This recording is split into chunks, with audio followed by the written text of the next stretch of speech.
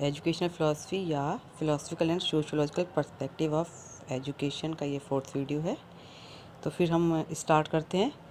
Philosophy के प्रमुख संप्रदाय हैं आपके आदर्शवाद यानी कि आइडियलिज्म, प्रकृतिवाद यानी कि नेचुरलिज्म, यथार्थवाद यानी कि रियलिज्म, फ्यूजनवाद यानी कि प्रैग्मेटिज्म, अस्तित्ववाद एक्सिस्टेंशियलिज्म और आपका मानववाद ह्यूमनिज्म। ये आपके फ़िलासफ़ी के महत्वपूर्ण संप्रदाय हैं जिन्होंने कि दर्शन के बारे में अपने अपने विचार दिए हैं और शिक्षा दर्शन के बारे में भी इन्होंने अपने अपने विचार दिए हैं। नेक्स्ट, भारतीय दर्शन आस्तिक व नास्तिक दर्शन 2 प्रकार का है। क्वेश्चन बन सकता है कि भारतीय दर्शन कितने प्रकार का है, आस्तिक या नास्तिक, फिलअप भी हो सकता है। आस्तिक दर्शन को आप ईश्वरवादी दर्शन तथा नास्तिक दर्शन को आप अनीश्वरवादी दर्शन भी कहते हैं। इनके भारतीय दर्शन को हम इस तरह डिवाइड कर सकते हैं। एक तरीका है कि आप भारतीय दर्शन को कहते हैं आस्तिक व नास्तिक दर्शन, और दूसरा तरीका है आप लिख दीजिए ईश्वरवादी दर्शन तथा अनीश्वरवादी दर्शन। आस्तिक दर्शन को षड दर्शन भी कहते हैं क्योंकि इसमें जो है मुख्यतः 6 दर्शनों के बारे में दिया गया है, इसलिए इसका दूसरा नाम है षड दर्शन। अब जो हमारे षड दर्शन है उसमें सबसे पहला है सांख्य दर्शन। इसके प्रतिपादक हैं महर्षि कपिल। पेपर में बहुत पूछा जाता है, जो आपके भारतीय दर्शनों के नाम दे देंगे और पूछेंगे इसके प्रतिपादक कौन हैं। तो सांख्य दर्शन के प्रतिपादक आपके महर्षि कपिल, योग दर्शन के प्रतिपादक आपके महर्षि पतंजलि, न्याय दर्शन के प्रतिपादक महर्षि गौतम, वैशेषिक दर्शन के प्रतिपादक आपके महर्षि कणाद, पूर्व मीमांसा के प्रतिपादक हैं आपके महर्षि जैमिनी, और उत्तर मीमांसा जिसे कि वेदांत दर्शन भी कहते हैं इसके हैं महर्षि वामनारायण।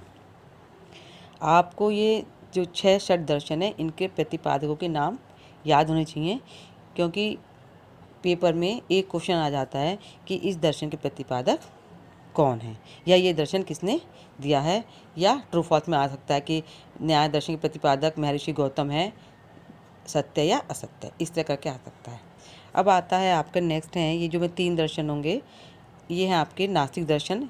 सबसे पहला चारवाक दर्शन जिसे महर्षि बृहस्पति ने दिया, जैन दर्शन जिसे ऋषभदेव ने इसका सबसे पहले इस दर्शन को दिया, लेकिन जो इनके अंतिम गुरु थे महावीर स्वामी, ये 24वें तीर्थंकर थे। जैन दर्शन में कुल 24 तीर्थंकर हुए जिसमें सबसे पहले ऋषभदेव हैं, इन्होंने ही जैन दर्शन की स्थापना की थी। अब आपका बौद्ध दर्शन, इसके प्रतिपादक हैं आपके महात्मा बुद्ध। तो ये टोटल मिलाकर आपके 9 दर्शन हो गए। आपको 9 दर्शनों के प्रतिपादकों के नाम याद रखने हैं। ये आपके एग्ज़ाम में भी जो कंपटीशन देते हैं उसमें भी आ जाते हैं, और जो आपका बीएड का एग्ज़ाम होगा उसमें भी आ सकते हैं। अब नेक्स्ट, फिलॉसफी का व्यवहारिक पक्ष, शिक्षा तथा धर्म। प्रश्न बन सकता है फिलॉसफी का व्यवहारिक पक्ष डैश डैश है। तो जो दर्शन, क्योंकि एक सैद्धांतिक पक्ष है, इसमें सिद्धांत दिए जाते हैं और इन सिद्धांतों को कैसे व्यवहारिक रूप में लेकर आना है, उसे अप्लाई करना है, वो काम है आपके शिक्षा और धर्म का। वेदों पर आधारित दर्शन के 2 भाग हैं। एक है कर्मकांड जिसे मीमांसा दर्शन भी कहते हैं, और दूसरा है ज्ञान कांड जिसे वेदांत दर्शन भी कहते हैं। ये भी क्वेश्चन बन सकता है आपका। धर्म आपके अनुभव एवं अनुभूति का विषय है। धर्म का मतलब होता है धारण करना, तो ये फिलअप कि धर्म का विषय है अनुभव एवं अनुभूति का, इनके एक्सपीरियंस करना और फील करना। दूसरा, दर्शन जीवन के प्रति एक दृष्टिकोण है। दर्शन मतलब आपका क्या सोच है अपने जीवन के प्रति, उसका एक दृष्टिकोण है, और जबकि धर्म जीवन यापन का ढंग है। धर्म का मतलब होता है धारण करना, कि हम जो एक हमारे जीवन के प्रति दृष्टिकोण बना है, हमने जो दर्शन विकसित किया है, जीवन कैसे व्यतीत हो, तो उसको हम कैसे उसका जीवन यापन करेंगे, उसको कैसे धारण करेंगे, ये काम सिखाता है आपका धर्म। धर्म का संबंध मेनली आपके आचरण से होता है। विज्ञान इंद्रिय जन्य अनुभव को ज्ञान मानता है।